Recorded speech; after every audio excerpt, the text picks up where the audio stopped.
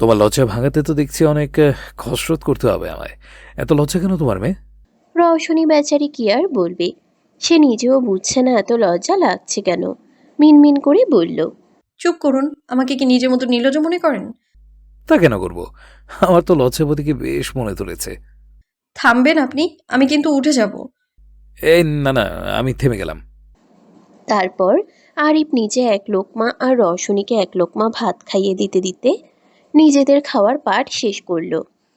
ভার্সিটিতে আজ একটু তাড়াতাড়ি এসেছে রেহান। নিধি তার সাথে আসে না বললে ভুল হবে, সে তো এক পায়ে খাড়া থাকে রেহানের সাথে আসার জন্য। তবে রেহানই তাকে নিজের সাথে আনতে চায় না, এটাও চায় না ভার্সিটির কেউ জানুক তাদের ব্যাপারে। তাই তো কড়া নিষেধাজ্ঞা জারি করেছে নিধির উপর, সে যেন না বলে কাউকে তাদের বিয়ের ব্যাপারে। আপন মনে হাঁটছিল আর ফোনে স্ক্রল করছিল। হঠাৎ কানে মেয়েলি কণ্ঠস্বর আসতেই দাঁড়িয়ে পড়ে সে। পাশে দাঁড়াতেই দেখতে পেল এক মেয়েকে, যে ব্লু রঙের ওয়ান পিস সাথে ম্যাচিং করা ব্ল্যাক জিন্স, গলায় ব্ল্যাক ওড়না পরে চুলগুলো বান করেছে কাঠি দিয়ে। চোখের চশমাটা হাত দিয়ে উপরে ঠেলে বলল, এক্সকিউজ মি ভাইয়া। এতক্ষণ ধরে খুঁটিয়ে দেখছিল, এর মধ্যে ভাইয়া ডাক শুনতেই কাশি উঠে গেল রেহানের। ওর কাশি উঠতে দেখে ঘাবড়ে গেল মেয়েটি। তড়িঘড়ি করে রেহানের পিঠে হাত বুলাতে লাগলো। অস্থির হয়ে বলল, আরে আরে, কি হয়েছে আপনার? যেই ঝাটকাটা দিলা, আবার জিগাও কি হয়েছে? বিড় করে বলল রেহান। ওর বিড়বিড় করা কথাটা বুঝতে না পেরে মেয়েটি জিজ্ঞেস করে, কিছু বললেন? না তো। ও। আপনি কি কিছু বলবেন মিস? হ্যাঁ বলতাম। কি? প্রিন্সিপাল স্যারের রুমটা কোথায় বলতে পারেন? হ্যাঁ অবশ্যই। তারপর রেহান মেয়েটিকে স্যারের রুমে ঠিকানা দিয়ে দেয়। তারপর বলে উঠল, কিছু যদি মনে না করেন আমি একটা কথা জিজ্ঞাসা করি। কেন নয়, করুন। আপনি প্রিন্সিপালকে দিয়ে কি করবেন? আসলে আমি ট্রান্সফার স্টুডেন্ট, পার্সোনাল কিছু ইস্যুর কারণে ভর্তি হতে লেট হয়ে গেছে, তাই আজকে এসেছি। ও। আচ্ছা, আমি তাহলে যাই। হ্যাঁ হ্যাঁ। আপনাকে ধন্যবাদ। It's okay. ঘাড় চুলকে মাথাটা নুয়ে বলল। আরও কিছু বলবে তার আগেই দেখলো মেয়েটি চলে যাচ্ছে। তার যাওয়ার দিকে তাকিয়ে চিল্লিয়ে জিজ্ঞেস করলো। হ্যালো মিস, আপনার নাম্বারটা তো বলে যান। মেয়েটি না থেমেই পিছনে ঘুরল, মিষ্টি একটা হাসি দিয়ে বলল। ঋষিতা আমার নাম। এরপর সামনে ঘুরে চলে গেল। আর ওর যাওয়ার দিকে তাকিয়ে রইল রেহান। এক হাত বুকের বাম পাশে দিয়ে বলে উঠল, হাই হাই, আমি তো শেষ। উফ, কি সুন্দর সে হাসি, আর সেই নাম ঋষিতা। আজকে চৌধুরী বাড়ির পরিবেশটা একটু অন্যরকম। অনেকগুলো বছর হয়ে গেছে অভ্রয়ের বাবা মা গত হয়েছে। অভ্রয়ের মায়ের পর আজ বহু বছর পরে বাড়িতে এক কর্ত্রীর আগমন ঘটেছে। তা না হলে এতগুলো দিন তো দাদু আর নাতিই ছিল এই বিশাল বাড়িতে। তবে এবার মনে হচ্ছে এই বিশাল বাড়ির বিশাল সংসারের ভার সামলানোর মতো মানুষ চলে এসেছে।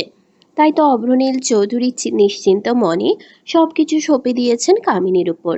মেয়েটা ভীষণ ভালো, অল্পতেই কেমন সবকিছু আগলে নিল। এই বুড়ো লোকটা আর তার ছন্নছাড়া নাতিটার খেয়াল রাখার মতো কেউ ছিল না এতদিন, তবে আজ আছে। এইসব ভাবনাই ভাবছিল তার মধ্যেই শুনতে পেল কামিনীর গলা। দাদু আপনার চা। শাড়ি পরে একদম পাক্কা গিন্নিদের মতো চা নিয়ে দাঁড়িয়ে আছে মেয়েটা। কামিনীর দিকে তাকিয়ে উৎফুল্ল এক হাসি দিয়ে অভ্রনীল বলল, চা এনেছিস দিদি ভাই? হ্যাঁ। দে তবে। চায়ের কাপটা অভ্রনীলের কাছে দিতেই সে আবারও বলে উঠল। আমার পাশে এসে বসতো দিদি ভাই, তোর সাথে আমার কথা আছে।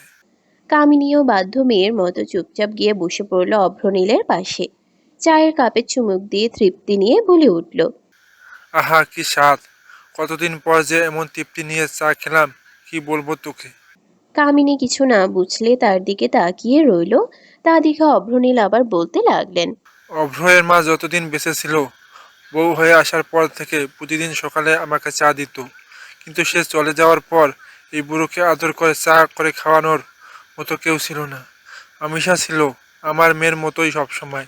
এই বাবার খেয়াল রাখতো ওর, আমার সম্পর্কটাও সেরকমই ছিল। যতদিন ছিল ততদিন নিজের পুরোটা দিয়ে এই সংসারকে আগলে রেখেছিল। আজ ও তো বেঁচে নেই, তবে তুই আছিস, আর আমার বিশ্বাস তুইও ওর মতোই এই সংসারকে আগলে রাখবি। রাখবি না মা? কামিনী কি বলবে এর জবাবে বুঝতে পারল না, তাই ছোট করে বলল, হ্যাঁ, রাখবো। আমি জানি তুই পারবি।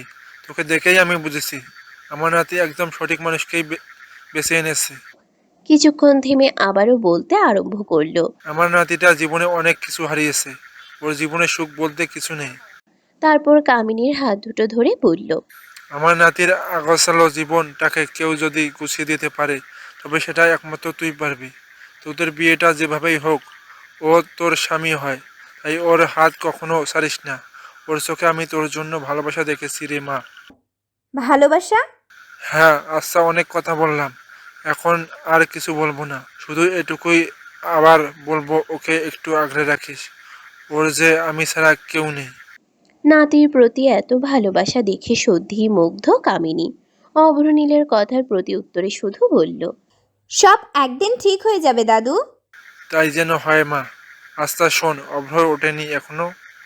না। সে কিরে, তাড়াতাড়ি যা আর ওকে উঠা। তারপর কামিনী বেচারি আর কি করবে, চলে গেল অভ্রয়কে জাগানোর কাজ করতে। রুমে এসে দেখে উপর হয়ে ঘুমাচ্ছে অভ্রয়। ধূসর রঙের ট্রাউজার আর ব্ল্যাক টি শার্ট পরে আছেন মহোদয়। চাপা একটা শ্বাস ফেলে এগিয়ে গেল অভ্রয়ের কাছে, ডাকতে লাগলো। এই যে শুনুন, শুনছেন? উঠুন এবার। এভাবেই আরো কয়েকবার ডাক দিলেও অভ্রয়ের কোনো সাড়া শব্দ না পেয়ে কামিনী আরেকটু এগিয়ে গেল। হাত দিয়ে ধাক্কা দিল, তাও কোনো হেলদোল নেই লোকটার। এবার বেশ বিরক্ত হলো সে। রেগে জোরে জোরে ডাকতে আরম্ভ করলো। এই অভয় চৌধুরী, উঠুন বলছি। কামিনীর কথাটা বলতে দেরি অভ্রয়ের ওকে নিজের বুকে ফেলতে দেরি হয়নি। ওর এহেন কাণ্ডে তো কামিনীর চোখগুলো একদম বড় বড় হয়ে গেছে। অভদ্র লোকটা তাহলে এতক্ষণ জেগেছিল। কথাটা স্মরণ হতেই ছ্যাত করে উঠল। এই এই, আপনি এগুলো কি করছেন? আপনি তো দেখি আচ্ছা ধরিবাজ লোক, আর আপনি এতক্ষণ জেগেছিলেন নাকি? আরে আরে বউ, রিল্যাক্স। একসাথে এত প্রশ্ন করলে কিভাবে হয় বলো? তাছাড়া আমার মনটা এখন কেন যেন বউকে আদর দিয়ে করছে। ছি, কি সব কথাবার্তা আপনার! দূরে সরুন তো। আমি কাছে আসলে এমন দূরে যে করো কেন বলো তো? কেউ আছে টাছে নাকি আবার? মানে? মানে কাউকে লাইক করো? কিছু বলল না। কামিনী চুপ হয়ে গেল। ও নীরবতা দেখে অভ্রয় সামান্য হাসলো আর বলল, দেখছো, আমি জানতাম কেউ নেই। কথা শেষ হওয়ার আগেই কামিনীর কথা শুনে স্তব্ধ হয়ে গেল সে। যদি বলি আছে? কামিনীকে বিছানার সাথে চেপে ধরে অভ্রয়।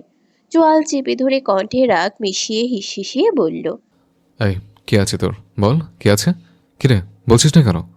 আপনাকে বলতে বাধ্য নই। কি বললি? যা শুনেছেন তাই বলেছি। একটা কথা কান খুলে শুনে রাখো। আমার লাইফে যেমন তুই ব্যতীত দ্বিতীয় কেউ নেই, তেমন তোর লাইফেও আমি ব্যতীত দ্বিতীয় কেউ থাকতে পারবেন না। আগে কি ছিল না ছিল তোর লাইফে তা আমার জানা দরকার নেই, তবে বর্তমানে তোর লাইফে শুধু একজনই থাকবে, আর সে হলো অভ্রয় চৌধুরী। কথাটা ভালোভাবে মাথায় সেট করে রাখ। কথাগুলো কামিনীর উদ্দেশ্যে বলেই ওকে ছেড়ে দিয়ে গটগট পায়ে ওয়াশরুমে চলে গেল অভ্রয়। ভার্সিটি প্রিন্সিপালের রুমে দাঁড়িয়ে আছে আরিফ, রেহান, সাথে তাদের কিছু ক্লাসমেট। কেউ কিছু বুঝতে পারছে না এখানে তাদের কেন ডাকা হয়েছে। একজন আরেকজনের দিকে তাকাচ্ছে।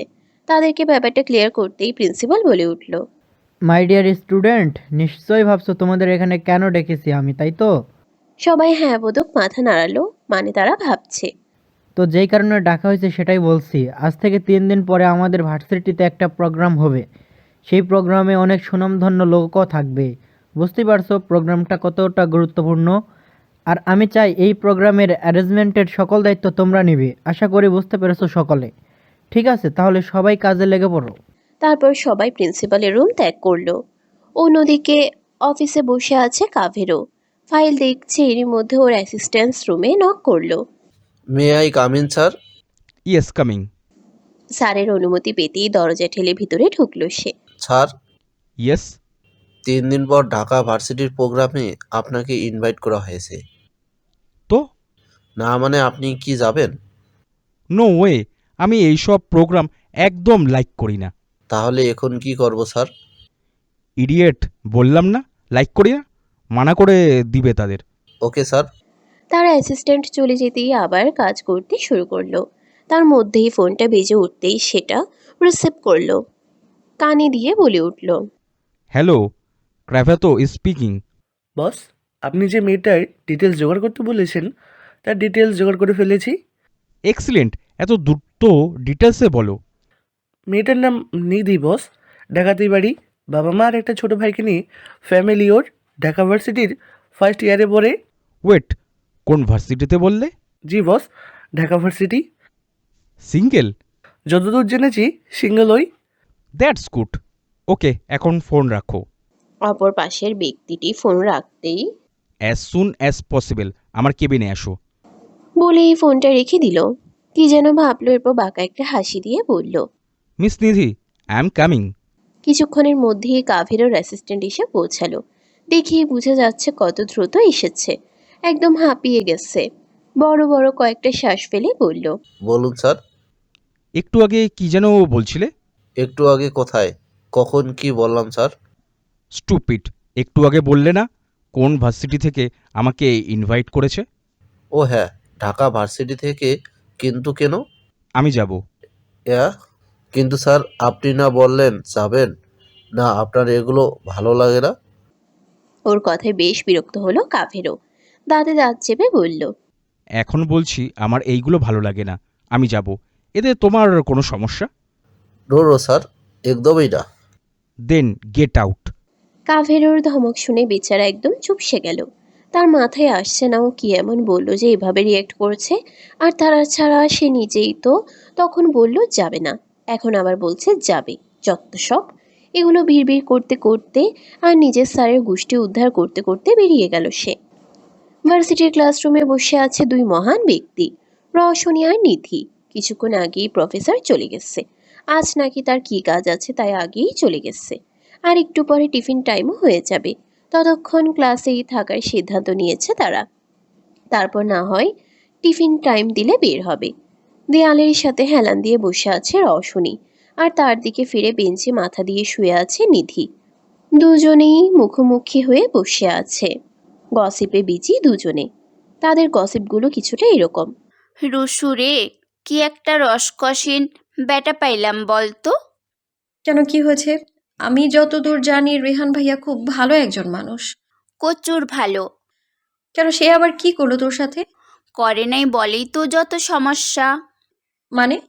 তুই তো জানোস বাসর রাত নিয়ে আমার কত স্বপ্ন ছিল, কত কি ভেবে রেখেছি আমি, কিন্তু কোনো বালই পূরণ হয় নাই। ঝেড়ে কাশো তো দেখি।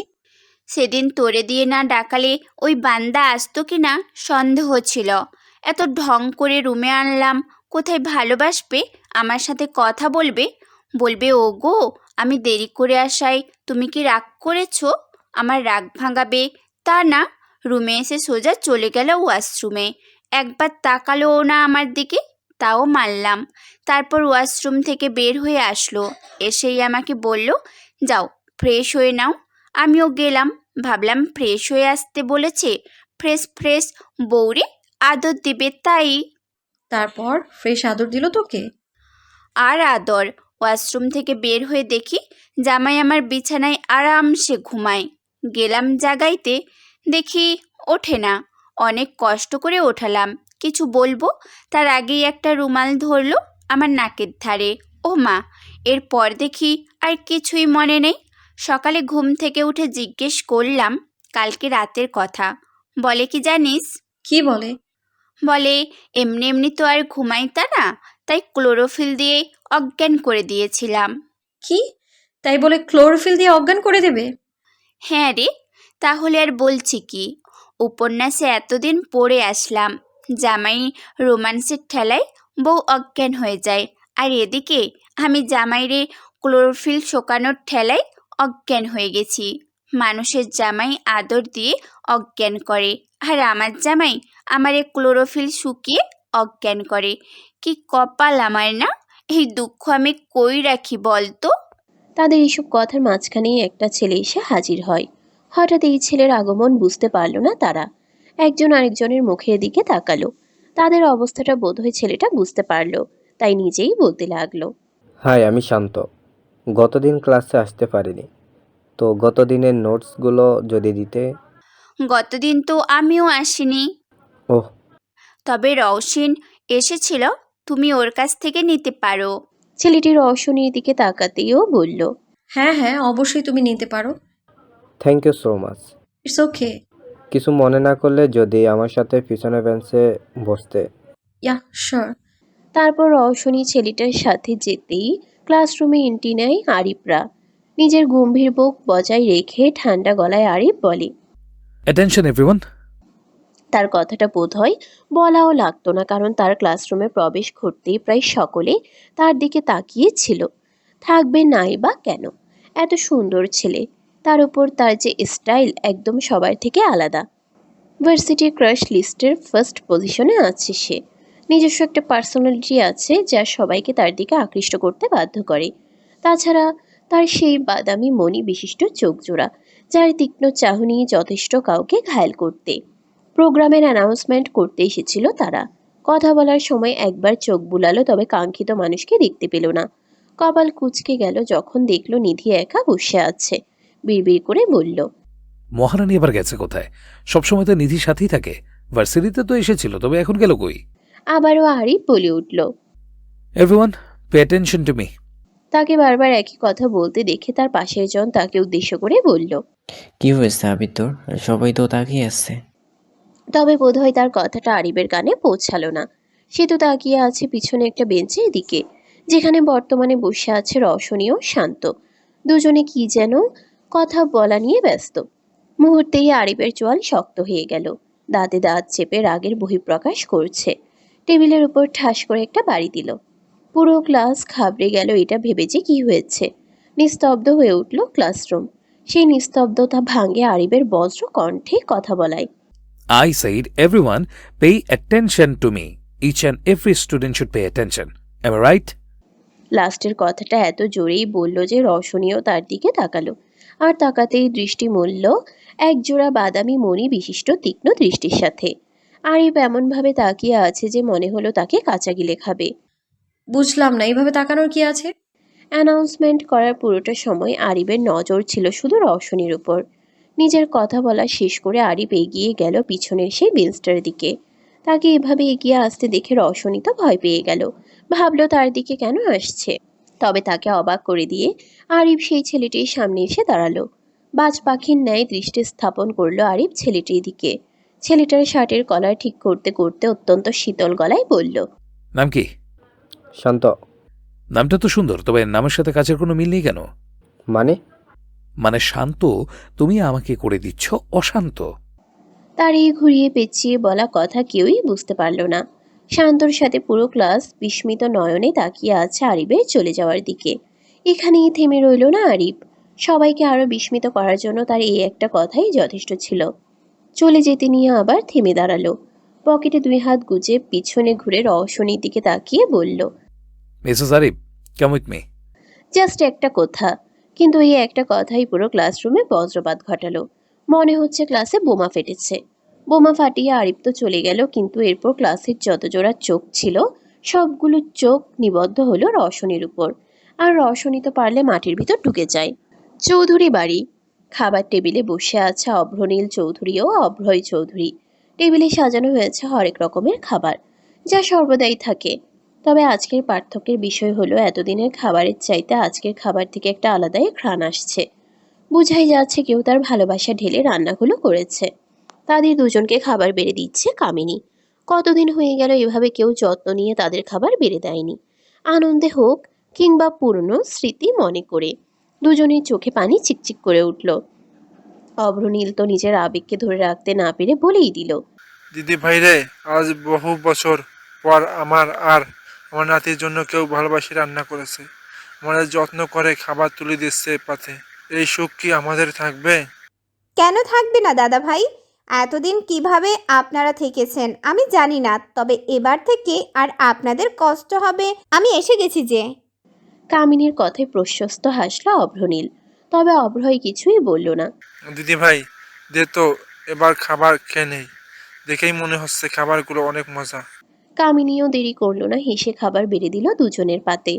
খাবার বেড়ে সাইডে দাঁড়াতেই অভ্রনীল বলল, তুই এবার বসে পড়, দেখি খেয়ে নিবি। না না দাদা ভাই, আপনারা খান, আমি পরে খেয়ে নেব। এতক্ষণ তো পরে অভ্রয় মুখ খুলল। কামিনীর হাত চেপে ধরে ওকে নিজের পাশে বসালো। থমথমে গলায় বলল, চুপচাপ খাবার খাওয়া হয় জানো, তবে এক্ষুনি আমি কোনো ওয়ার্ড শুনবো না এর বিপরীতে। নাতির এরূপ আচরণ দেখে ভালো লাগলো অভ্রনীলের। মুচকি হাসি দিল, তারপর নাতিকে জ্বালাতে গলা খাকারি দিল। তার গলা খাকারি শুনে কামিনী তো লজ্জা পেল, কিন্তু অভ্র এর এতে কিছুই যায় আসলো না। সে উল্টো বলে উঠল, কি ব্যাপার বুড়ো, এমন কাশি দাও কেন? দেখছো না নাতি আর নাতি বউ সময় কাটাচ্ছে, মাঝখানে ব্যাঘাত ঘটাচ্ছ কেন? অভ্রনীলের এবার সত্যি সত্যি কাশি উঠে গেল। তার আগেই বোঝা উচিত ছিল এটা তার নাতি। তাকে লজ্জা দিতে নিলে নিজেকেই লজ্জায় মুখ লুকাতে হবে। অভ্রের এরূপ কথায় বেচারি কামিনী তো পুরোই যাই অবস্থা হয়েছে। এতটা ঠোটকাটা কেউ হয়? অন্যদিকে অফিস রুমে আলিনা আর কাভেরও দুজন মুখোমুখি হয়ে বসে আছে। দুজনের দৃষ্টি ধারালো, তীক্ষ্ণ, শান্ত। আর এ বোধ হয় মায়ের থেকেই এই তীক্ষ্ণ দৃষ্টি পেয়েছে। দুজন ঠান্ডা মস্তিষ্কের বিজনেসম্যান আর বিজনেস উইমেন যখন সামনাসামনি হয় তখন পরিবেশই বদলে যায়। চারিদিকে বিরাজ করছে গম্ভীর পরিবেশ। সে গম্ভীর পরিবেশেই শোনা গেল গম্ভীর পুরুষালী ডিপ ভয়েসে বলা কথা। মিসেস আলিনা খান, আমাদের কোম্পানির সাথে আপনার কোম্পানিতে একটা দ্বিতীয় মিটিং, তবে আমার সাথে আপনার এটা প্রথম সাক্ষাৎ। Yeah, you are right mister কাভেরো কোভান। সত্যি বলছি, আপনার সাথে সাক্ষাৎ করতে পেরে খুব ভালো লাগলো। এইরকম একজনের সাথে সাক্ষাৎ করতে পেরে নিজেকে ধন্য মনে করছি। এত বড় মাপের বিজনেসম্যান হয়েও আমার মতো এত ছোট মাপের বিজনেসম্যান উইম্যানের সাথে সাক্ষাৎ যে আপনার ভালো লেগেছে শুনে আমি খুবই খুশি হয়ে এবং বিস্ময় প্রকাশ করছি। আলিনার কথাই ছিল স্পষ্ট খোসা। তার কথা শুনে হাসতে লাগলো কাভেরও। যাক, এতদিন পরে মনের মতো ডিল পার্টনার পাওয়া গেল। তাহলে নেক্সট ডিলটাও আমাদের সাথেই করা হলো। এই ছোট অফিসের সাথে ডিল সাইন করে আপনাদের ক্ষতি হয়ে যাবে না? আলিনার তাচ্ছিল্য করে বলা কথায় কাভেরও শুধু বলল, নো। আচ্ছা, আজ তাহলে আসি। বলে চলে যেতে নিলেই আলিনা বলে, এত বছর পর কেন এসেছো? পিছন ফিরল কাভেরও, খুবই শান্ত গলায় বলল, রিভেঞ্জ। কথাটা বলে আর এক মুহূর্ত সেখানে দাঁড়ালো না কাভেরও। চুলে ব্রেক ব্রাশ করতে করতে বেরিয়ে গেল। পুরো দাপটীয় ভাবে সে হেঁটে যাচ্ছে। হঠাৎ নরম কিছু একটার সাথে ধাক্কা লাগতেই থেমে গেল সে। আলিনার কেবিনে কাজ থাকা একটু তাড়াতাড়িতে ছিল ঋষিতা। বলতে গেলে এক প্রকার দৌড়েই যাচ্ছিল সে, তবে প্রতিমধ্যে শক্ত কিছুর সাথে ধাক্কায় পড়ে যেতে নেয়। ভয়ে চোখ বন্ধ করে ফেলে। কিন্তু এ কি, সে তো পড়েনি। ব্যাপারটা কি হলো কিছু বুঝতে না পেরে আস্তে আস্তে চোখ খুলল ঋষিতা। আর চোখ খুলতেই 380 ভোল্টের শক খেল সে। ধাক্কা খেয়ে ঋষিতা পড়ে যেতে নেয়, কিন্তু তার আগেই কাভেরও ওর কোমর জড়িয়ে ধরে। ভ্রু কুচকে ঋষিতার দিকে তাকিয়ে রয় কাভেরও। মেয়েটা এভাবে চোখ বুঝে আছে কেন? চোখ তো খুলবে। সে তো এমনিই বলেছিল চোখ খোলার কথা, তবে কে জানতো মেয়েটা চোখ খুললে তার সর্বনাশ হয়ে যাবে। চোখের সামনে নিজের সেভিয়ার হিসেবে স্বয়ং কাভেরকে যে দেখবে এটা মোটেও আশা করেনি ঋষিতা। এই লোকটাকে দেখলেই কেমন ভয় লাগে, কেমন গম্ভীর থাকে সব সময়। আর যেই ধমক দেয়, বাবারে, একেবারেই আমার এক্সপিরিয়েন্স হয়ে গেছে। এত সময়ের মধ্যে লোকটার কোনো কিছু যদি ওকে আকৃষ্ট করে তবে তা হলো লোকটার চোখ দুটো। এই নীল চোখের কৌতূহল এখনো যায়নি। জিজ্ঞেস করতে ইচ্ছে করে কিন্তু সাহস হয় না। যেই ধমক দিচ্ছিল, বাবারে। থাক ঋষিতা, তোর এসব জেনে কাজ নেই। এইসব ভাবছিল, তার মধ্যেই শুনতে পেল কাভেরও রাশভারী গলার আওয়াজ। রিভেঞ্জ? স্টুপিড, এইভাবে তাকিয়ে আছো কেন? ধমকে বলা কথাটা শুনতেই ভাবনা টাবনা সব পালিয়ে গেছে ঋষিতার। কি বলবে কিছু বুঝতে না পেরে একটা ক্যাবলা মার্কা হাসি দিল। ওর এই কাণ্ড দেখে আরো কপাল কুঁচকে গেল কাভেরোর। এই মেয়ে, এইভাবে হাসছো কেন? না, এমনি। চোখ কোথায় থাকে? হাঁটার সময় দেখো না সামনে থেকে লোক আসছে? এবার বেশ বিরক্ত হলো ঋষিতা। মেজাজ উঠে গেল, ঝাঁঝালো গলায় বলল, আমি না হয় দেখিনি, কিন্তু আপনিও দেখেননি কেন সামনে? আর ছাড়ুন আমাকে। একদম তর্ক করবে না। একে তো বাঁচিয়েছি, নয়তো এতক্ষণে কোমরের হাড় একটাও আস্ত থাকতো না। তার উপর আমাকে মেজাজ দেখাচ্ছ? কত বড় সাহস! আমাকে বাঁচানোর জন্য আপনাকে অনেক অনেক ধন্যবাদ। এখন যদি কৃপা করে আমাকে ছাড়তেন, আমার কাজ ছিল। দাঁতে দাঁত চেপে কথাটা বলল ঋষিতা। হেই লিসেন, তোমার মতো মেয়েকে ধরার কোনো ইচ্ছে আমার নেই। তো ছাড়ছেন না কেন? ছাড়ুন। ঋষিতাকে সোজা করে দাঁড় করিয়ে দিল কাভেরও, কিন্তু ওর কোমর থেকে হাত এখনো সরায়নি। যা দেখে তো ঋষিতা পুরো চেতে উঠে। আরে আজব তো, সমস্যা কি আপনার? ছাড়ছেন না কেন আমাকে? ছাড়তে পারছি না তাই। ছাড়তে পারছি না মানে? ছাড়ুন বলছি। এটা বলে নিজেই কাবেরোর হাত নিজের কোমর থেকে সরাতে গেলে বুঝতে পারে কেন কাবেরও হাত ছাড়ছে না। ঋষিতা আজকে জর্জেটের জামা পরায় ওর কোমরের কাছে জামার সাথে কাবেরোর ঘড়ি আটকে গেছে, আর এই কারণেই মূলত এখনো কাবেরোর হাতের অবস্থান ওর কোমরে। অসহায় মুখ করে কাবেরোর দিকে তাকালো ঋষিতা, আমতা আমতা করে বলল, এখন কি হবে? কি আর হবে, এইভাবে থাকবে। আমি যেইভাবে যাব তুমিও সেইখানেই যাবে। আমি আপনার সাথে যাব না। আপনি এটাকে ছাড়ানোর উপায় বলুন। উপায় তো আছে, তবে মনে হয় না তুমি পারবে। পারবো আমি। বলছি না পারবে না। আরে একবার বলেই দেখুন না পারি কি না। সত্যিই তো? হুম। আচ্ছা তাহলে তোমার জামা খুলে ফেলো। কি? আরে এত জোরে চিল্লাচ্ছ কেন? তো আপনি কি বললেন এইমাত্র? বলেছি তোমার জামাটা খুলে ফেলতে। অসম্ভব। তাহলে এইভাবেই থাকো। না। আরে তুমি শুধু এইভাবে চিৎকার করছো কেন? নিজে তো অন্ধ, আমাকে এখন কি কানা বানাতে চাচ্ছ? আমি মোটেও অন্ধ নই। চশমা পরি মানে অন্ধ না, বুঝছেন? চুপচাপ দাঁড়িয়ে থাকবে। আপনার কথাই। হ্যাঁ। তারপর কাবেরও তার অপর হাতটা নিয়ে ঘড়ি খোলায় ব্যস্ত হয়ে পড়ল। তবে ঋষিতা, সে তো নিজের কোমরে কাবেরোর স্পর্শ পেতেই কেঁপে উঠল। সারা শরীরে এক অদ্ভুত শিহরণ অনুভূত হলো তার। এদিকে কাবেরোর তো কোনো খেয়ালই নেই যে আসলে সে কোথায় ধরে আছে, কিন্তু ঋষিতার কাঁপাকাঁপির জন্য ওর মনোযোগ নষ্ট হয়। What happened? এইভাবে কাঁপাকাঁপি করছো কেন? ঠিক হয়ে দাঁড়াও স্টুপিড। অনেক চেষ্টা করেও যখন ঘড়ি ছাড়াতে পারল না, তখন এক প্রকার বাধ্য হয়েই ঘড়িটা নিজের হাত থেকে খুলে ফেলল কাবেরও। বিরক্ত নিয়ে বলল, ওহ অসহ্য। তারপর ঘড়িটা ঋষিতার জামার সাথে রেখেই চলে গেল কাবেরও। আর যাওয়ার আগে অবশ্য এটা বলতে ভুলল না যে নেক্সট টাইম এই ধরনের ড্রেস আর পরবে না, যত সব ফালতু ড্রেস। ভার্সিটি থেকে বাড়ি ফিরছে রওশনি আর নিধি।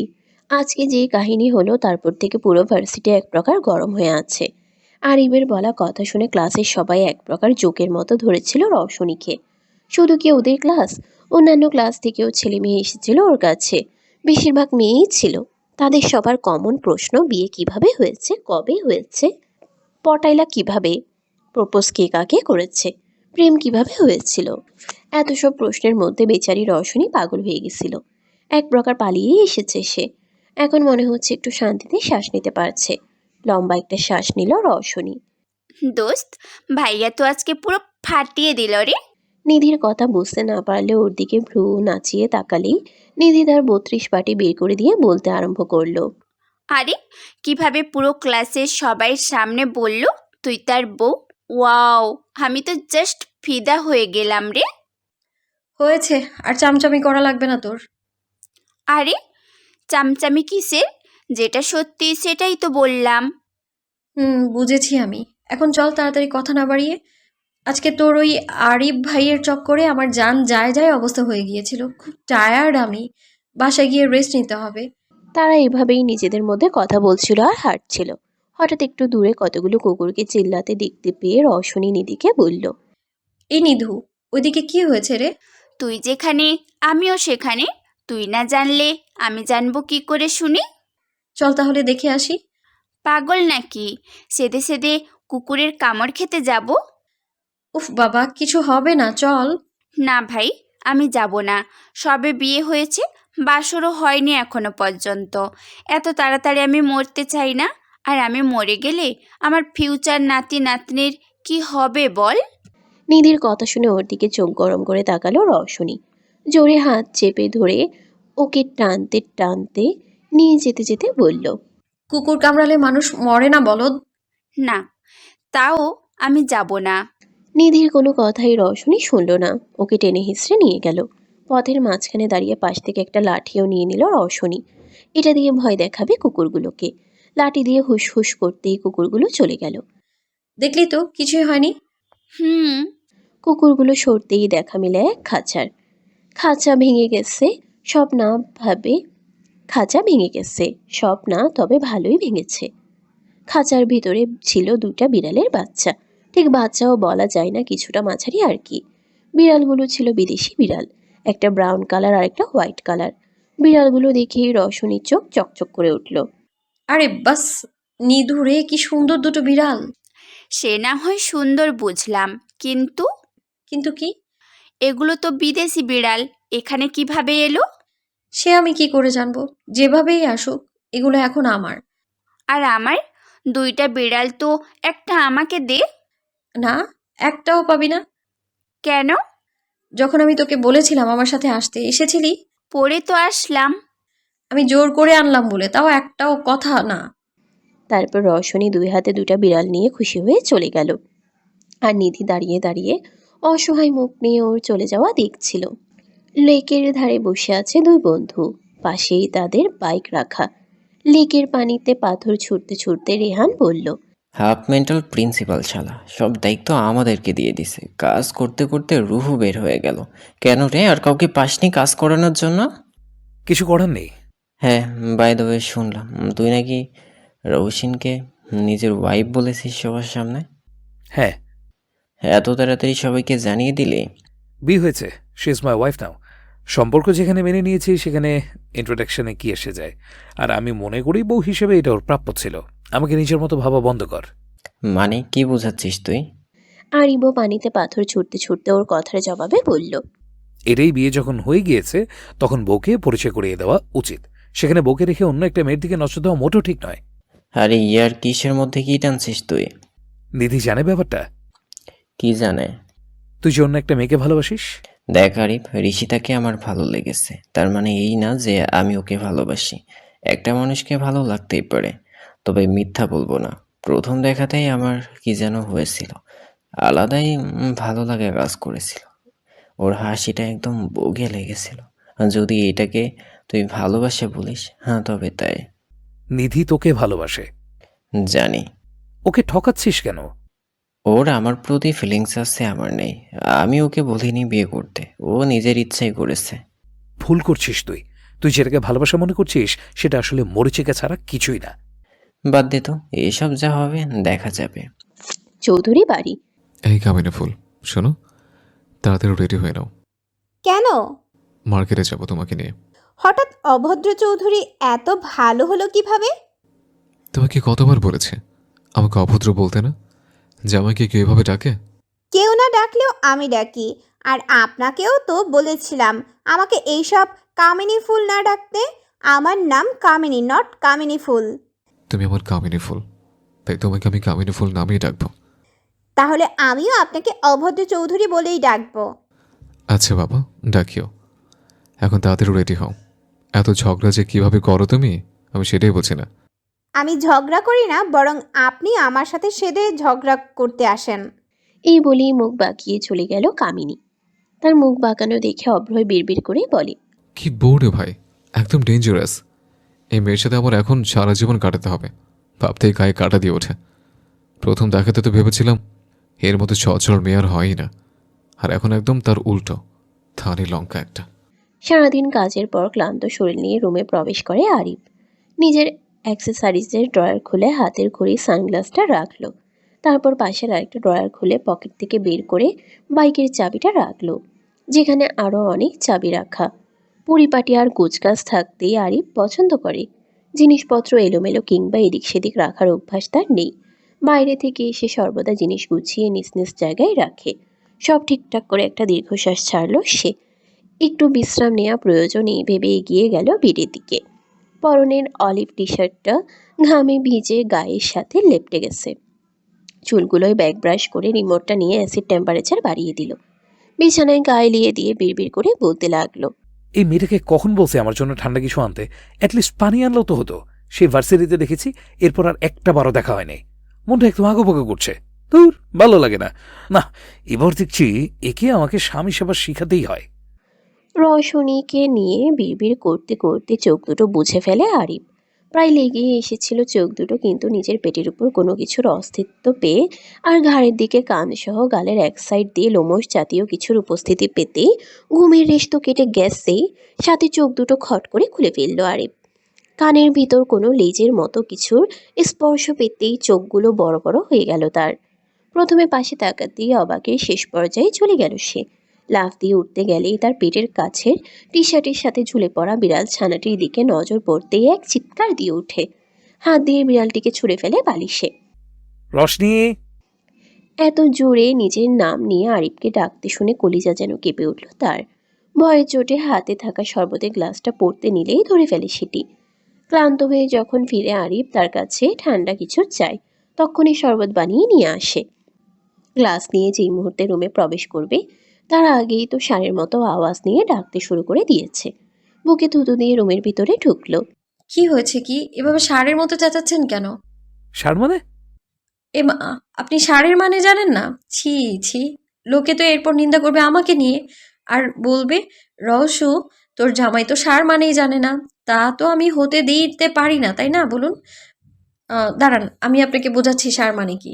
হাতের শরবতের গ্লাসটা বেডসাইড টেবিলে রেখে আবারও আরিফের সামনে এসে বিজ্ঞদের মতো এক আঙ্গুল উঁচিয়ে বলতে আরম্ভ করলো রওশনী। আর এদিকে ওর সব কীর্তিকলাপ এক ভ্রু উঁচিয়ে দেখছিল আরিফ। তো শুনুন, ষাঁড় মানে হচ্ছে 4 জোড়া পা বিশিষ্ট গৃহপালিত পশু গরু, অথবা আপনি গাভীও বলতে পারেন। তার হাজবেন্ড মানে দাঁড়ায় গরুর জামাই ষাঁড়। তাহলে তুমি নিজেকে গরু বলছো? এমা, আমি কেন গরু হতে যাব? তোমার ভাষ্যমতো তো গরু আর ষাঁড় হাজব্যান্ড ওয়াইফ। একদম। তো আমি যদি ষাঁড় হই তাহলে তো তুমি গরুই। After all we are husband wife. নয়, হ্যাঁ। নিজের কথার জালে সে নিজেই এভাবে ফেঁসে যাবে ভাবতেই পারেনি রওশনী। কিন্তু তাই বলে কি সে আরিফের কাছে হেরে যাবে? No, never. কখনই এটা হতে দিবে না রওশনী। এসব হাবিজাবি চিন্তা করে যেই না কিছু বলার জন্য মুখ খুলবে তার আগেই আরিফ বলে উঠল, উফ, তোমার কথার চক্করে তো আসল কথাটাই বলা হয়নি। কি বলবেন আপনি? আর বলার বাকি রেখেছেন কি? এবার নিজের শাহাদাত আঙ্গুল তুলে বিছানার দিকে তাক করে খুবই বিরক্ত গলায় আরিফ বলল, আমার রুমে বিড়ালের বাচ্চাটা কি করছে? তাও আবার একটা না দুটো? এই খবরদার, ওদেরকে একদম বিড়ালের বাচ্চা বলবেন না। ওরা আমার বাচ্চা। বিড়ালের বাচ্চাকে বিড়ালের বাচ্চা বলবো না তো কি বলবো? দাঁতে দাঁত চেপে বলল আরিফ। অরিও আর চেরি, আমার 2 ছেলে মেয়ে। হোয়াট? কি যাতা বলছো? যা তা নয়, যা সত্য তাই বলছি আমি। আমি তো এখানে তোমাকে কোনো ডিএনএ দিলামই না, তার আগেই বাচ্চা, তাও আবার বিড়ালের। তাছাড়া আমার মানুষের বাচ্চার জন্ম দেওয়ার ক্যাপাবিলিটি আছে, তাই এইসব ফালতু বিড়ালের জন্ম দিতে যাব না। শপিং মলে, বিশাল বড় এক শপিং মলের গার্লস ড্রেসের দোকানে দাঁড়িয়ে আছে অভ্রয় ও কামিনী। লেটস চুজ কামিনী ফুল। আবারও কামিনী ফুল ডাকায় চোখ উল্টে তাকালো অভ্রয়ের দিকে। তবে ওর তাকানোতে কোনো পাত্তা না দিয়ে আবারও তাকে তাড়া দিয়ে বলল, কি হলো, তাড়াতাড়ি করো, দেখো কোনটা পছন্দ হয়। অনেকক্ষণ হয়ে গেলেও কামিনীকে কোনো কিছু নিতে না দেখে এবার একটু মেজাজ নিয়েই অভ্রয় বলল, কি হচ্ছে কি? কতক্ষণ বসে থাকবে এভাবে? মুখটা অসহায় করে অভ্রয়ের দিকে তাকালো সে। অসহায়ভাবে বলতে লাগলো, আসলে আমি বুঝতে পারছি না কোনটা নিব। ফোঁস করে একটা নিঃশ্বাস ছাড়লো অভ্রয়। কণ্ঠটা এবার নরম করে কামিনীকে উদ্দেশ্য করে বলল, এই ব্যাপার আগে বললেই তো হয়েছে তো কামিনী ফুল। তারপর নিজেই নিজের পছন্দ মতো জামা নিয়ে নিল কামিনীর জন্য। কোথাও একটা নিজের কাছেও ভালো লাগছে এটা ভেবে যে নিজের ভালোবাসার মানুষটি তার পছন্দ করা জামা পরবে। কেনাকাটা শেষ করে শপিং মল থেকে বের হয় তারা। বাইকের কাছে গিয়ে অভ্রয় কামিনীকে বলল, কামিনী ফুল, ফার্স্ট বাইকে ওঠো। কামিনীও বাধ্য মেয়ের মতো উঠে পড়ল। ও উঠতেই বাইক স্টার্ট দিল অভ্রয়। বাইক চলছে তার আপন গতিতে। হঠাৎ মাঝপথে এসে বাইকটা থেমে যেতেই কামিনী প্রশ্ন করল, কি হলো, বাইক কেন থামালেন এই মাঝ রাস্তায়? চিন্তিত হয়ে কথাগুলো বলতেই কামিনী বলে উঠল, বাইক থেকে নামুন। কানে শুনতে পাননি? বলছি বাইক থেকে নামুন। দেখো কামিনী ফুল, আমি এখন মোটেও ঝগড়া কিংবা মজার মোড়ে নেই। এত কথা কেন বলছেন বলুন তো? আপনাকে যেটা বললাম সেটা করুন। বলতে বলতে বাইক থেকে নেমে দাঁড়ালো কামিনী। অগত্যা অভ্রয়কেও নামতে হলো। অভ্রয় নেমে যেতেই বাইকের কাছে যায় কামিনী। কী সব জানি করতে লাগলো, যা দেখে অভ্রয় চিল্লিয়ে ওঠে, আরে কি করছো? নিন, এবার স্টার্ট দিন। মানে? বাইক স্টার্ট দেয় কিভাবে জানেন না? দাঁড়ান, আপনার দেয়া লাগবে না, আমিই দিচ্ছি। বলি অভ্রয়ের থেকে বাইকের চাবিটা নিয়ে স্টার্ট দিল। আর সঙ্গে সঙ্গে বাইক স্টার্ট হতেই অভ্রয়ের চোয়াল 1 হাত পরিমাণ ঝুলে পড়ল। ওর বিস্ময়ের মুখখানা দেখে হালকা হাসি দিল কামিনী। ওকে টেনে এনে চোখ দিয়ে ইশারা করলো বাইকে বসতে। এদিকে অভ্রয় তো ঘোরের মাঝেই চলে গেছে। নিজের বিস্ময় কাটিয়ে বাইক চালাতে শুরু করলো সে। বাইক তো চালাচ্ছে কিন্তু মাথায় শুধু একটা কথাই ঘুরছে, কামিনী এটা কি করে করলো। মির্জা বাড়ি। আজকের পরিবেশটা একটু অন্যরকম লাগছে রিহানের কাছে। কেমন নিস্তব্ধ, কোনো একটা কিছু জানি নাই এমন মনে হচ্ছে। অবশ্য হওয়ারই কথা, এতদিন বাইরে থেকে বাসায় ফিরলেই দেখতো ড্রয়িং রুমের সোফায় বসে অপেক্ষারত এক রমণীকে, যে বাসায় আসলে কেমন করে যেন সব কিছু বুঝে যেত। এই যেমন রুমে তার পিছু পিছু আসতো হাতে ঠান্ডা শরবতের গ্লাস নিয়ে, সেটি যখন রেহানের হাতে দিত রেহান নিলে নিজের ওনার প্রান্ত দিয়ে রেহানের ঘরমাক্ত মুখশ্রী মুছে দিত, এমনকি যত্ন সহকারে নিজ হাতে শার্টটাও খুলে দিত। আরও কত কিছু একদম আদর ভালোবাসা যত্ন নিয়ে আগলে রাখার আপ্রাণ চেষ্টা করতে দেখা যায়। এই ছোট ছোট যত্নগুলো বর্তমানে রেহানের ভালো লাগতে শুরু করেছে। বলতে গেলে এক প্রকার অভ্যাসই হয়ে গেছে এগুলো। তাই এখন সে খুবই বিরক্ত অনুভব করছে। বাসায় ফিরে যখন দেখলো সোফায় বসে তার অপেক্ষায় কেউ নেই, তখন কপালে শুকনো ভাঁজ সৃষ্টি হলেও হয়তো এখনই তার পিছু পিছু রুমে এসে উপস্থিত হবে নিধি। শরবতটা বাড়িয়ে দিবে, কপালের ঘাম পরম যত্নে মুছে দিবে। তবে তার এই আশায় এক বালতি পানি ঢেলে দিয়ে এরকম কিছুই হলো না আজ। অনেকক্ষণ অপেক্ষার পরেও নিধির দেখা না পেয়ে এবার অধৈর্য হয়ে গেল সে। রাগে শার্ট খুলতে খুলতে বিড়বিড় করতে লাগলো। কি আশ্চর্য, গেল কোথায় এমে? এমনি সময় তো সারাক্ষণই আমার পিছু ঘুরে, এক প্রকার আঠার মতো লেগে থাকে। তাহলে আজকে সেই আঠা উঠিয়ে গেল কোথায়? শার্টটা খুলে ছুঁড়ে মারলো, কোথায় পড়েছে তার কোনো খেয়াল নেই। শাওয়ার নেওয়া প্রয়োজন, মাথাটা কেমন যেন করছে। এই ভেবে বিছানার দিকে তাকাতেই রাগ আরো এক ধাপ বেড়ে গেল। বেয়াদব মেয়েটা, আমার জামা কাপড়গুলোও রাখেনি। না, আর নেওয়া যাচ্ছে না। ফুসফুস করতে করতে ধূপধাপ পা ফেলে কাবার থেকে জামা নিয়ে শাওয়ার নিতে চলে গেল রিহান। খানবাড়ি নাম মাত্রই মোবাইল স্ক্রলিং করছে আরিফ। হাটের হেডবোর্ডের সাথে হেলান দিয়ে শুয়ে শুয়ে এ কাজ করছে। মূলত রশনির কর্মকাণ্ডগুলোই আর চোখে পরক করতে আসছে সেই তখন থেকে, আর এর জন্য বাহানা হিসেবে মোবাইলটাকে মুখের সামনে ধরে রেখেছে। সোফায় বসে অরিও আর চ্যারিকে আদর করতে ব্যস্ত রশনি। কিছুক্ষণ আগেই বিড়ালগুলোকে গোসল করিয়ে এনেছে। হেয়ার ড্রায়ার দিয়ে পরম আদরে শুকিয়েছে বিড়াল ছানাগুলোকে। এখন দুটো বিড়ালই তার কোলে শুয়ে আছে। সে হাত বুলিয়ে বুলিয়ে আদর দিচ্ছে। আদর প্রিয় বিড়ালগুলো আদর খেয়ে আবেশে চোখ বুঝে আছে। আর এই দৃশ্যই সহ্য করতে পারছে না আরিফ। তেতে উঠে সে। বিড়াল দেখলেই বিরক্তিরা এসে ভিড় করে। বিড়ালে তার অ্যালার্জি আছে এমন নয়, বরং ছোটবেলায় বিড়াল তার পছন্দের তালিকায় একটা ছিল। একবার খেলতে গিয়ে একটা বিড়াল পেয়ে সেটিকে খুশি হয়ে বাসায় নিয়ে এসেছিল।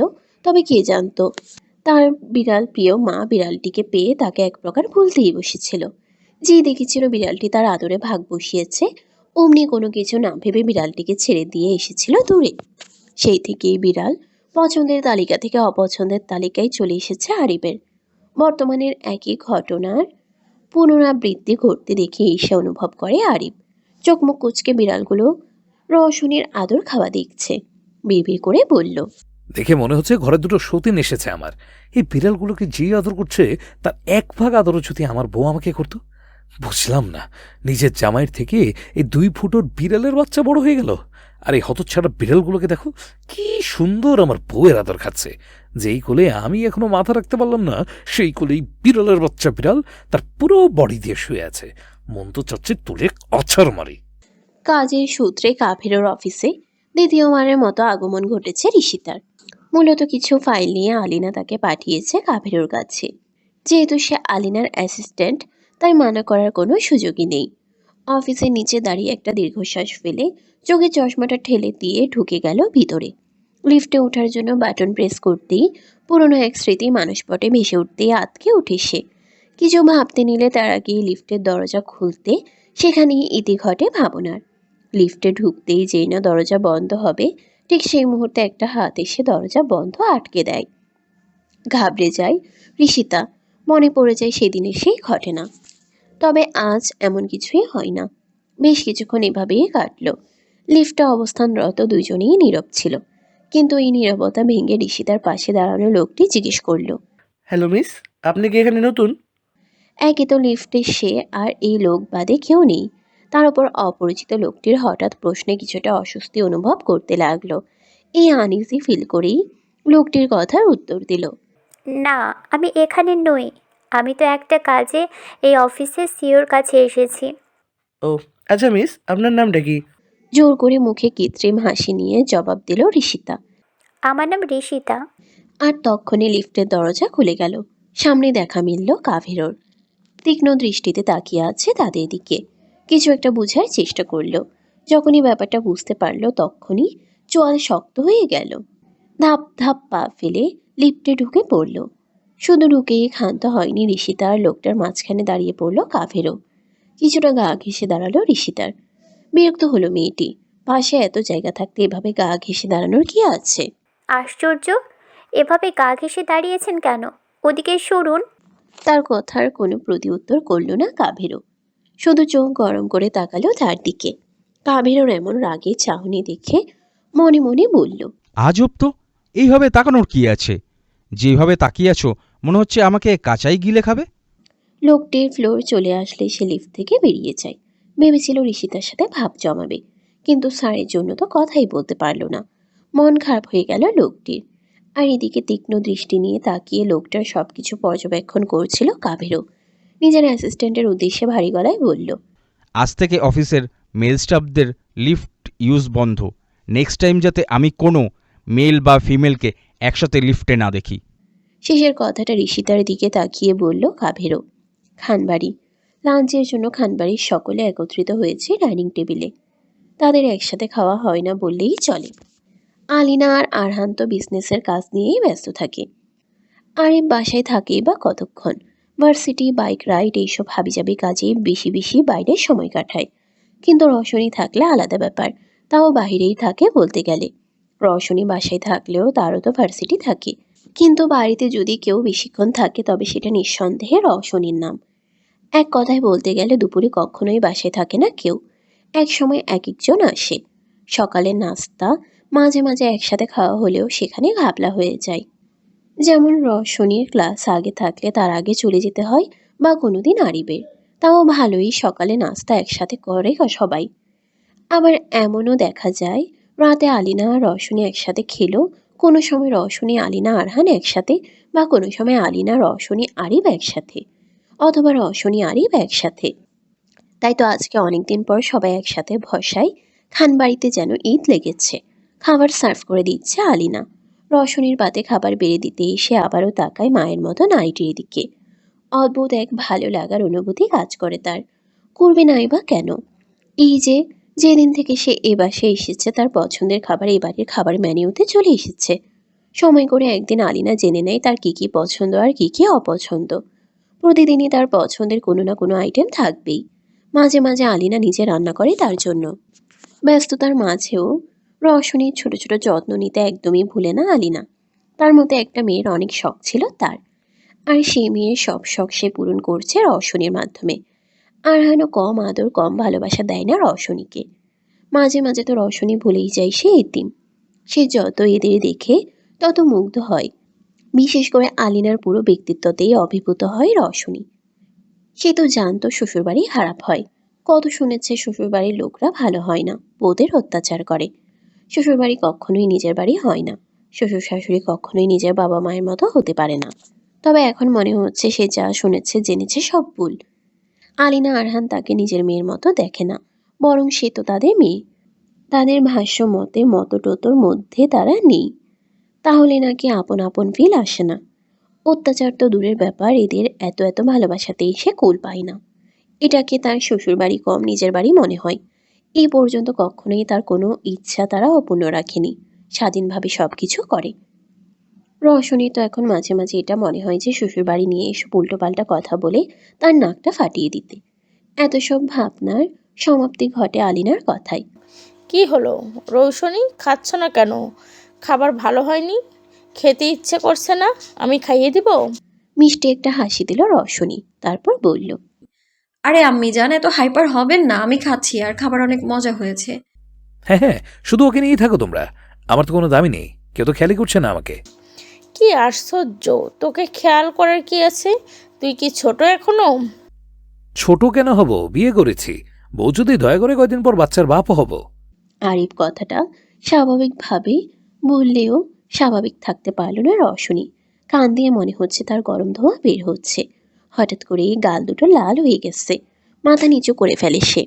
আর এদিকে আলিনা শাসাচ্ছে আরহান খানকে। দেখেছো, সব দোষ তোমার। বউয়ের হঠাৎ রাগের কারণ বুঝতে অক্ষম হলো আরহান খান। আরে বাবা, আমি আবার কি করলাম? না, তুমি আবার কি করবে? বাপ ছেলে দুটোতেই তো আমাকে জ্বালিয়ে এলে। বাপটা যা আছে, ছেলে তো বাপকেও ছাড়িয়ে গেছে। অসহায় চোখে নিজের স্ত্রীর পানে তাকালেন আরহান। তবে আলিনা কোনো পাত্তা না দিলে সে এবার গলা খাকারি দিয়ে আরিফকে উদ্দেশ্য করে বলল, তোদের ভার্সিটিতে নাকি প্রোগ্রাম আছে? হ্যাঁ। ইনভাইট করছে, সেখানে নাকি আরো মান্যগণ্য ব্যক্তি থাকবে। হুম। আমি আর তোর মা তো পরে যাব, তোরা কখন যাবি? আমাকে সকালে যেতে হবে। পুরো প্রোগ্রামের দায়িত্ব দেওয়া হয়েছে আমাদের গ্রুপকে। তাহলে রওশনের কি হবে? সেটা তোমার বৌমা জানে। আর চোখে রওশনীর দিকে তাকিয়ে বলল। এতক্ষণ মাথা নিচু করে রাখলেও এবার মাথা তুলে তাকালো রওশনী। মিনমিন করে বলে উঠল, নিধি আর আমি একসাথে যাব ঠিক করেছি। আচ্ছা, তাহলে আমরা অফিস থেকে চলে যাব সেখানে। চৌধুরী বাড়ি। বিকেলের নাস্তা প্রকৃতির সৌন্দর্য উপভোগ করে খেতে চাওয়ায় অভ্রনীলকে নিয়ে চৌধুরী বাড়ির বাগানের গোল চেয়ার টেবিলের সাজানো আড্ডাখানার মতো স্থানে বসে আছে কামিনী। বাচ্চাদের মতো করে যখন কামিনীর কাছে আবদার করলো যে বাগানে বসে আজকের বিকালে নাস্তা করবে, তখন সে আর মানা করতে পারেনি। তাই তো এখানে এখন বসে আছে। বুঝলি তো দাদু ভাই, তুই এসে আমার শূন্যটা বাড়িটা কেমন পূর্ণ করে দিলি। এখন শুধু নাতি নাতনির মুখ দেখার পালা, তাহলেই 16 কলা পূর্ণ। বলেই হো হো করে এক প্রাণ খোলা হাসি দিলেন অভ্রনীল। হঠাৎ বাচ্চার কথা শুনতেই একটু অস্বস্তিতে পড়ল কামিনী। মিনমিন করে কিছু বলতে নিলে তার আগে অভ্রয়ের গলার আওয়াজ পাওয়া গেল। কিছু বলো না দাদু, বউ ছুতেই পারলাম না। তুমি আছো নাতি নাতির মুখ দেখানে। শোনো শোনো আমার পেয়ারের বুড়ো, তোমার 16 কলা পূর্ণ করতে গেলে আমাকে অনেক কসরত করতে হবে। কথাগুলো বলতে বলতে খপ করে বসে পড়ল কামিনীর পাশের আরাম কেদারায়। কটমটিয়ে চাইল কামিনী অভ্রয়ের দিকে। পাশে বসতেই হাত পিছনে নিয়ে চিমটি কাটল অভ্রয়ের পিঠে। চিমটি খেয়ে তো বেচারার মুখ দিয়ে বেরিয়ে এলো ব্যথাতুর শব্দ। কিরে, তোর আবার কি হলো? দাঁত কেলিয়ে হাসি দিয়ে বলল, কিছু হয়নি দাদু। তাহলে চিৎকার করলি কেন? ওই আসলে একটা পিঁপড়ে কামড় দিয়েছিল তো, তাই আর কি। অভ্র নীল আর ঘাটলেন না বেশি। তিনি এবার চায়ের কাপে এক চুমুক দিয়ে বলতে আরম্ভ করলেন, দাদু তোমাকে কতবার বলেছে ওর সাথে কন্ট্যাক্ট রাখবে না। ব্রু কুচকে গেল অভ্রয়ের। তার নামে বিচার? কে দিল বিচার? এই অসম্ভব সাহসের কাজটা তো একমাত্র তার সবচেয়ে বড় শত্রু আরিবই করতে পারে। তাছাড়া আর কেই বা করবে?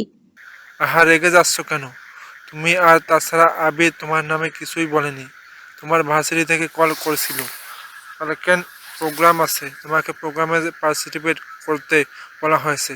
সাথে এও বলেছে তোমার প্রেজেন্ট একদম নেই বললেই চলে। তুমি ভার্সিটি যাও না কেন? যে ভার্সিটিতেও পড়ে ওই ভার্সিটি যাওয়া আমার জন্য এক প্রকার শাস্তি স্বরূপ। একটা কথা ভালো করে শুনে রাখো, কালকে তুমি ভার্সিটি যাবে আর প্রোগ্রামও অ্যাটেন্ড করবে। দাদু কোনো কথা নয়, আমাকেও ইনভাইট করা হয়েছে, আমিও যাব আগামীকাল, আর তুমিও যাবে। এর বাইরে যেন আর একটা কথাও না শুনি।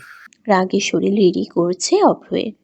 দাঁতে দাঁত চেপে কোনো রকমে চিবিয়ে চিবিয়ে শুধু একটা ওয়ার্ডই আওড়ায়, ঠিক আছে। নেহাত দাদুকে মানা করে সে কষ্ট দিতে চায় না, তাই রাজি হয়েছে। এক মুহূর্ত আর সেখানে বসলো না, ধূপধাপ পা ফেলে প্রস্থান করলো সেই জায়গা, মির্জা বাড়ি। এতদিনের নিধির সাথে আজকের নিধির আকাশ পাতাল পার্থক্য দেখতে পাচ্ছে রেহান। রাত হয়ে গেছে, তাও রুমে আসার নাম নেই মেয়েটার। বেডে শুয়ে মোবাইল টিপছে আর আর চোখে শুধু দরজার দিকে তাকাচ্ছে। না, নিধির কোনো দেখা মেলেনি। নিজের টোট কামড়ে চিন্তা করতে লাগলো। ব্যাপার কি, আজকে মেয়েটা এখনো রুমে কেন আসছে না? কি হয়েছে ওর? প্রতিদিন তো এসেই রুমে পাই সে। তার ভাবনার মাঝেই দরজা খুলে প্রবেশ করলো নিধি। সারাদিনে নিধির সাথে রেহানের দেখা হয়নি, শুধু দুপুরে খাবার টেবিলে দেখেছিল এই। রোজকার মতো আজ আর নিধি কোনো চঞ্চলতা দেখালো না। না সে রেহানের সাথে কথা বলল, চুপচাপ দরজা আটকে লাইট অফ করে বিছানায় নিজের বরাদ্দকৃত সাইডে শুয়ে পড়ল। এতক্ষণ কিছু না বললেও এবার আর চুপ থাকতে পারল না রেহান। নিধির সাথে বিয়ের পর থেকে ঘুমাতে গেলেই নিধি এসে কতক্ষণ ওর সাথে ঘেঁষাঘেঁষি করবে, একদম বিড়াল ছানার মতো। তারপর কিছুক্ষণ তাকে বিরক্ত করবে, ওই সবশেষে তার বুকে মাথা দিয়ে শুয়ে থাকবে। প্রথম প্রথম রেহান এসবে বাধা দিলে নিধি জোর জবরদস্তি করেই কাজগুলো করত। এখন অবশ্য এগুলো অভ্যাস হয়ে গেছে। এখন নিধি তার বুকে মাথা না দিলে আরও সে ঘুমাতে পারে না। কিরকম একটা বাজে অভ্যাস এই মেয়েটা করেছে ভাবা যায়। তাই এই মুহূর্তে নিধির এভাবে শুয়ে পড়াটাই সহ্য হলো না রেহানের। ধমক দিয়ে উঠল রেহান। এই মেয়ে, সমস্যা কি তোমার? মাত্র এই চোখটা বুঝেছিল নিধি। রেহানের এমন ধমকে সেই ঘুম ভাব গায়েব হয়ে যায়। কপাল কুঁচকে রেহানের দিকে তাকালো, এরপর বলতে লাগলো, আপনার সমস্যা কি সেটা আগে বলুন। আজকে তো কোনো বিরক্তিও করছি না, এমনকি সারাদিনও আপনার কাছে আসিনি। নেহাতি ঘুমাতে হবে বলেই রুমে এসেছি, তা না হলে এখনও জ্বালাতাম না। সেটাই তো সমস্যা, বিরক্ত করবে না কেন? কাছে কেন আসবে না? মানে আপনার মাথা কি গেছে? বিরক্ত না করাই আপনার সমস্যা হচ্ছে? কি আজে বাজে কথা বলছেন আপনি? কিছু বলল না রেহান। নিধিকে টেনে বুকে জড়িয়ে শুয়ে পড়ল। থমথমে গলায় বলল, অভ্যাস করিয়ে বলছে সমস্যা কি? How funny. এই সারাদিন বাদে এখন একটু শান্তি শান্তি অনুভব হচ্ছে রেহানের। সে তো ভাবতেও পারছে না এই মেয়েটা যাকে সে সবচাইতে বেশি অপছন্দ করে সেই তার এক বাজে অভ্যাসে পরিণত হয়েছে। সারাদিন ধরে নিজেকে সামলালেও এই মুহূর্তে এসে আর নিজেকে সামলাতে পারল না নিধি। নিজেও সিটিয়ে গেল রেহানের বুকে। প্রথমবারের মতো রেহান নিধির সাথে প্রথম কথা বলা শুরু করলো। গলাটা যথেষ্ট নরম করলো সে। নিধি, হ্যাঁ। তুমি কি কোনো কিছু নিয়ে টেনসড? তৎক্ষণাৎ কোনো উত্তর দিল না নিধি। কিছুক্ষণ পর বলল, না তো। সত্যি? হ্যাঁ। আচ্ছা, ঘুমাও। রেহানকে মুখে এ কথা বললেও মনে মনে বলল অন্য কথা। সরি রেহান, আমি আপনাকে সত্যিটা বলতে পারলাম না। আসলে নিধি সত্যি একটু টেনসড। কারণ কিছুদিন ধরে সে খেয়াল করছে তার পিছে একটা লোক তাকে ফলো করছে, বলতে গেলে স্টক করছে। পরে যখন দেখলো লোকটা সব জায়গায় তাকে ফলো করছে তখন সে নিশ্চিত হলো। ব্যাপারটা সে রশনীকেও বলেনি, ভেবেছে কালকে বলবে। কি এই অজানা লোকটা, আর কেনই বা তার পিছু নিয়েছে, এসব নিয়ে আজকে সারাদিন ভেবেছে সে। রেহানকে বলেনি, সে চায় না এসবের মধ্যে রেহানকে ইনভলভ করতে। আগে নিজে থেকে ব্যাপারটার একটু কিনারা বের করুক, তারপর না হয় বলবে। খানবাড়ি বারান্দায় রাখা টিউলিপ গাছে পানি দিচ্ছে রশনী। গাছে ফুল এখনো হয়নি, তাতে কি হয়েছে, যত্নের কোনো ত্রুটি রাখছে না সে। মেয়েদের যেখানে বেলি, বকুল, গোলাপ প্রিয় ফুল, সেখানে রশনী টিউলিপ ফুল প্রিয়। এমনটা নয় যে সে অন্য ফুল পছন্দ করে না, তবে টিউলিপ ফুল কেন জানি তার কাছে বেশি ভালো লাগে। আর এই কথাটা যখন আরিফ শুনেছে তখন একটু অবাক হলেও সেখান থেকে পেরেছে টিউলিপের চারা এনে দিয়েছে রশনীকে। চারা পেয়ে তো বেজায় খুশি মেয়েটা। খুশির টেলায় আরিফকে ধরে টুক করে ওর গালে একটা চুমুও খেয়েছে। চুমু পেয়ে তো আরিফ নিজের ঘাড় চুলকে বলেই উঠল, আগে জানলে পুরো টিউলিপের বাগান বানিয়ে রাখতাম বউর জন্য। তারপরের দিনই কোথা থেকে যেন এক গাদা টিউলিপ ফুল নিয়ে এসে হাজির হয় আরিফ। ফুলগুলো রশনীকে দিয়ে বলেছে রুমের টবে সুন্দর করে সাজিয়ে রাখতে। রশনীও সেই কথা মতো সুন্দর করে সাজিয়ে রেখেছে। যদিও আরিফের বলাও লাগতো না, রশনী এমনিই করত।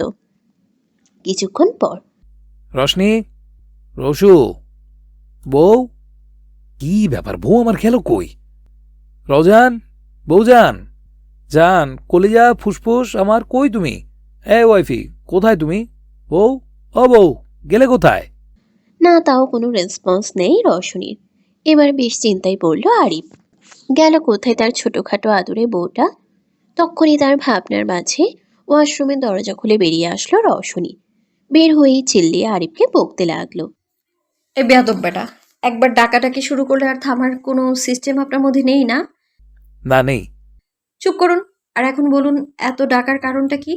বাবারে, ডাকাডাকির ঠেলায় ওয়াশরুমে গিয়েও শান্তি নেই। সে কি কথা বউ, তাহলে দ্রুত আবার ওয়াশরুমে ব্যাক করো। এখন যেহেতু তোমাকে দেখে নিয়েছি তাই আর কোনো টেনশন নেই।